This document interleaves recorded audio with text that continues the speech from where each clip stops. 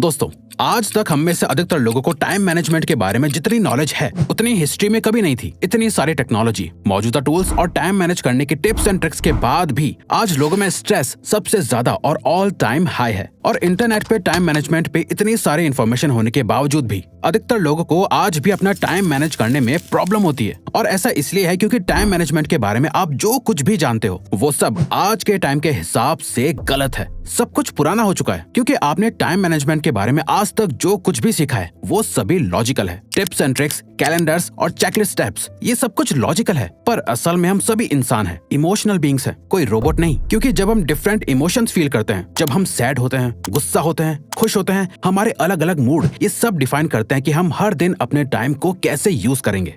हम ऐसा क्यों कह रहे हैं? इस बात को अच्छे से समझने के लिए हमें टाइम मैनेजमेंट थ्योरी की हिस्ट्री को समझना होगा, जिसकी शुरुआत 50s के दशक में हुई थी। ये टाइम था इंडस्ट्रियल रेवोल्यूशन का, जहाँ पे टाइम मैनेजमेंट के बारे में लोग वन डिमेंशनली सोचते थे। अपने टाइम को मैनेज करने का लोगों का पर्पस सिर्फ और सिर्फ एफिशिएंसी था, यानी कम से कम टाइम में ज्यादा से ज्यादा काम करना। जहाँ लोग अपनी टू डू लिस्ट को क्रिएट करते और दिन खत्म होने से पहले उसे जल्दी से जल्दी कंप्लीट करने की कोशिश करते थे। जिसके बाद 80s में टाइम मैनेजमेंट थिंकिंग का दूसरा युग यानी एरा शुरू हुआ, जिसे द ग्रेट डॉक्टर स्टीफन कवी ने अपनी book 7 habits of highly effective people के साथ शुरू करा, जहां उन्होंने दुनिया को टाइम मैनेजमेंट मैट्रिक्स से इंट्रोड्यूस करा, जिससे हम अपने टाइम को मैनेज करने के बारे में 2 डायमेंशनली सोच सकते थे। 2 डायमेंशनल थिंकिंग, सोल्यूशन, प्रायोरिटाइजिंग, यानी एक तरफ था कि हमारे लिए क्या इंपॉर्टेंट है और दूसरी तरफ कौन सा काम बहुत ज्यादा अर्जेंट है। जिसके बाद से लास्ट 40 साल से हम सभी इसी सिस्टम से काम कर रहे हैं। जो टास्क हमारे लिए बहुत ज्यादा जरूरी हैं, पर साथ ही अर्जेंट भी हैं, उन्हें हम सबसे पहले करते हैं और बाकियों को बाद में। अब इन दोनों तरीके से अपने टाइम को मैनेज करने में कोई प्रॉब्लम नहीं है। ये तरीका भी बहुत अच्छी तरह काम करता है। पर आज के टाइम पर हमें अपने टाइम के बारे में 3 डिमेंशनली सोचने की बहुत ज्यादा जरूरत है,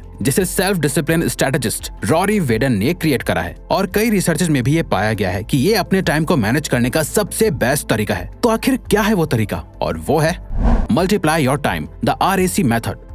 रॉरी वेडन के अकॉर्डिंग हमें अपने टास्क के इम्पोर्टेंट, अर्जेंट के साथ साथ सिग्निफिकेंस के बारे में भी सोचना चाहिए। अगर इम्पोर्टेंट का मतलब है कि ये काम आपके लिए कितना ज्यादा जरूरी है और अर्जेंसी का मतलब है कि आपको इससे कितना जल्दी करना है, तो सिग्निफिकेंस का यहाँ मतलब है कि ये काम कितने टाइम तक मैटर करने वाला है। इस 3 डिमेंशनल अप्रोच से अपने टाइम को मैनेज करने वाले लोगों को रॉरी वेडन मल्टीप्लायर्स बोलते हैं। इससे आप एक बहुत ही आसान एग्जाम्पल से समझ सकते हैं। दोस्तों, जब भी हम अपनी कोई टू डू लिस्ट बनाते हैं तो हम ये सोचते हैं कि मेरे लिए आज सबसे ज्यादा क्या जरूरी है। वही एक मल्टीप्लायर सोचता है कि मेरे लिए आज सबसे ज्यादा क्या जरूरी है जिससे मेरा कल अच्छा हो जाएगा। यानी आप अभी अपना टाइम कहाँ इन्वेस्ट कर सकते हो जिससे फ्यूचर में आपका टाइम बच जाए। इससे आप अपने टाइम को मल्टीप्लाई करना सीख जाते हो। रॉरी वेडन कहते हैं, you multiply your time by giving yourself emotional permission to spend on things today that will give you more time tomorrow. यानी जब आप अपने आप को उन चीजों पे टाइम स्पेंड करने की इमोशनल परमिशन देते हो जो चीजें आपका फ्यूचर में टाइम बचा सकती हैं, तो आप अपने टाइम को मल्टीप्लाई करते हो। अच्छा ठीक है रिवायर्स, हम इस बात को तो समझ गए, पर इससे अपनी लाइफ में अप्लाई कैसे करना है? इसके लिए हमारे पास एक प्रैक्टिकली प्रूवन मेथड है। दोस्तों, ज्यादातर लोग पता है क्या गलती करते हैं? असल में वो भी टाइम मैनेजमेंट की वीडियो देख के फटाफट अपने अगले दिन का रूटीन बनाने लगते हैं और सोचते हैं कि बहुत अच्छे से इसे फॉलो कर लेंगे, जो कि गलत तरीका है। आपको कोई नया रूटीन बनाने की जरूरत नहीं है। आपको बस अपने पुराने रूटीन को रिकॉर्ड करना है, उसे अच्छे से एनालाइज करना है और फिर उसमें इस 3 डिमेंशनल थिंकिंग के हिसाब से चेंजेस करने हैं। यही है RAC मेथड, जो इन 3 सिंपल स्टेप से बना है। R यानी रिकॉर्ड, A यानी एनालाइज और C का मतलब है चेंज। दोस्तों, हम चाहते हैं कि इस वीडियो को देखने के बाद आप कल जब सोकर उठें तो अपने टाइम को नोटिस करें कि आप कब उठे, आपने कब ब्रेकफास्ट करा, आपको रेडी होने में कितना टाइम लगा, और जैसे जैसे दिन बीतता जाए हर एक टास्क के टाइम को रिकॉर्ड करते जाओ। अगर आप टाइम वेस्ट भी कर रहे हो तो उससे भी रिकॉर्ड करो कि आपने कितना टाइम वेस्ट करा और कितनी देर काम करा, और फाइनली आप कब सोने गए। इसे चाहो तो आप 2-3 दिन तक रिकॉर्ड कर सकते हो, जो आपको और भी अच्छे रिजल्ट्स देगा। वी नो ये करना थोड़ा बोरिंग होगा, लेकिन यही फर्स्ट स्टेप है एक परफेक्ट टाइम मैनेजमेंट सिस्टम को बिल्ड करने का। नेक्स्ट,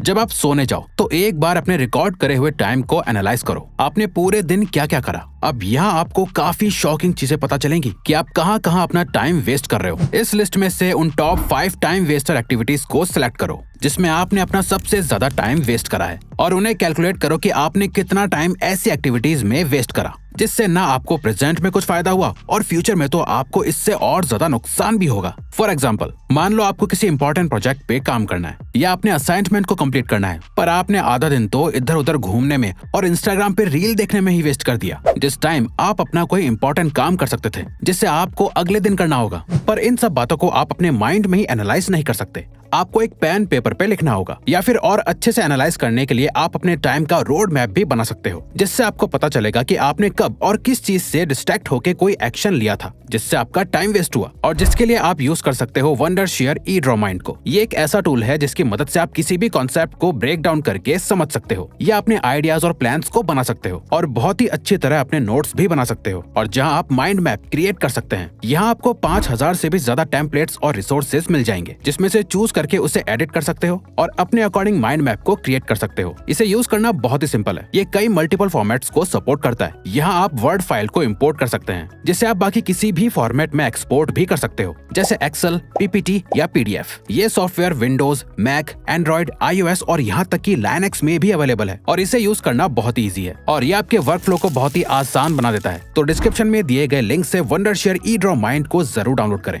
और अब लास्ट स्टेप में आपको अपने करंट शेड्यूल में चेंजेस करने हैं। अपनी टाइम वेस्टर एक्टिविटीज को कम से कम करके आपको अपने टाइम को एक मल्टीप्लायर की तरह मैनेज करना है। उन सभी चीजों की एक लिस्ट बनाओ जो आपके परफेक्ट डे को डिजाइन करती हैं, जहां आप उन सारे टास्क को ऐड करो जो आपके लिए इम्पोर्टेंट है, जैसे पढ़ाई करना, एक्सरसाइज करना, अपनी फैमिली के साथ टाइम स्पेंड करना, प्रे करना, मेडिटेट करना, सब कुछ जो आप करना चाहते हो। और फिर इन सभी टास्क को उनकी अर्जेंसी के हिसाब से अलाइन और सेट कर दो। जैसे किसी प्रोजेक्ट की डेडलाइन पास आ रही है, आपका इंपॉर्टेंट टेस्ट है जिसके लिए आपको पढ़ना है, या कोई बिल पे करना है, वो टास्क पिक करो जो कि बहुत ज्यादा इंपॉर्टेंट भी हैं और अर्जेंट भी। और लास्टली अपनी प्रायोरिटी लिस्ट में सबसे ऊपर उन टास्क को रखो जिसे करने से आपका फ्यूचर सेल्फ आपको आके थैंक यू बोलेगा, और आज उस काम को करने से आप अपने फ्यूचर में बहुत ज्यादा टाइम बचा लोगे। पर एक सेकंड, ये लिस्ट तो हो गई कि आपको क्या क्या काम करना है, पर इन्हें कब करना है ये उससे भी ज्यादा जरूरी है। हम जानते हैं अपने काम को प्रायोरिटाइज करने के बाद भी जब काम को एक्चुअली में करने की बारी आती है तो हम प्रोक्रेस्टिनेट करने लग जाते हैं। इससे बचने के लिए अपने सारे टास्क को अपनी एनर्जी लेवल्स के अकॉर्डिंग टाइम दो।